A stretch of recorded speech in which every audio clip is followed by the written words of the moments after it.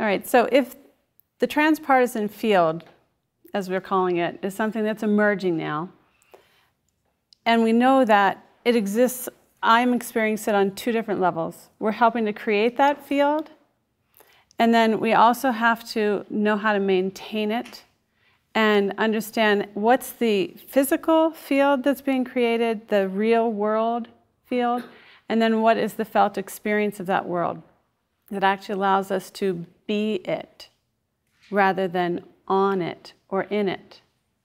And so we create the field by the way we are. But the field exists by the opportunities and the convening and the capacity for being together, and how that being together is constructed is on the material plane. So we want to be paying attention to that external reality and the internal reality. And that external reality, it matters if we want to have diverse and inclusive conversations, how we handle the external gatherings and being together and creating that field. So skill number one is about diversity and inclusivity. So if we want diversity, and we want a diversity of opinion so that we have whole systems thinking, so that we can take advantage of a collective intelligence that's been missing. So what is a skill of noticing diversity and applying an intersectional lens at every event that we're at, in every place that you are, in every moment of your life, actually? It starts to become second nature to ask yourself the question, who's in the room? Who has the power in the room? Who's speaking? Who's being spoken to? Is there opportunity for everyone to contribute? What is our race? What is our gender? What is our sexual orientation? What is the really infinite, almost, ways in which you could begin to look at who's present here, so that I have a sense of what part of a diverse set of views and perspectives am I having the advantage and really the privilege of being in the space of. And then when we come to the field with that question, who's in the room, and that awareness, it helps foster the internal experience of the field, which is, I want to know about these other people. Whereas if we're just trying to get numbers in the room, and we need X number of black people, we need X number of Chinese, and we ought to have some women, and then it's a mental construct again. So noticing inclusivity and diversity is one of, I think, the most important skills for me in the transpartisan movement. How do we create convenings that, if we want them to be diverse, where do we locate them in a city? In whose economic neighborhood are we going to convene? Who will derive benefit from the economic dollars that come from that convening? Are we making sure that it's accessible to the people who don't typically have access to these kinds of gatherings? So there's just a wide range of ways for you to be thinking about what does it really mean to be inclusive, so that we are not just diverse, but that we're rich with perspectives and rich with the opportunity to share those. That would be skill number one.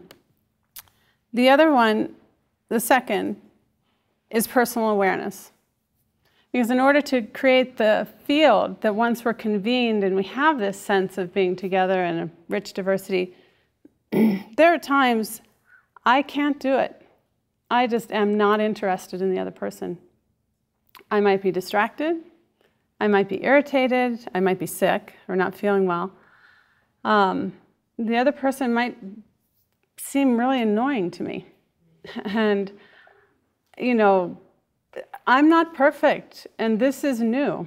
And this is going to be a constant practice. And what I've learned from my personal awareness training throughout my life is that that is the notion to always keep in mind, is that this is daily practice, and especially as we're stepping into a new place.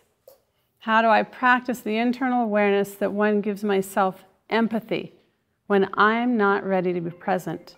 And I'm not really interested in hearing the other person, actually, but I'm supposed to be a good transpartisan, or I'm supposed to do this.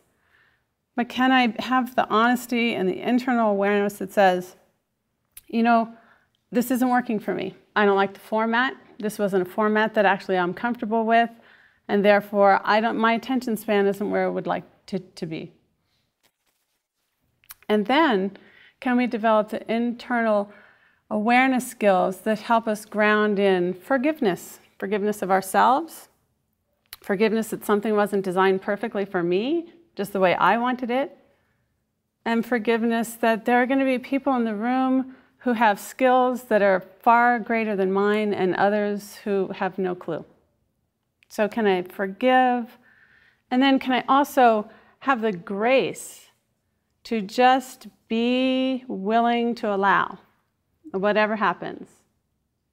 And that in that moment when you stop wishing for an outcome, that is when the unexpected can happen.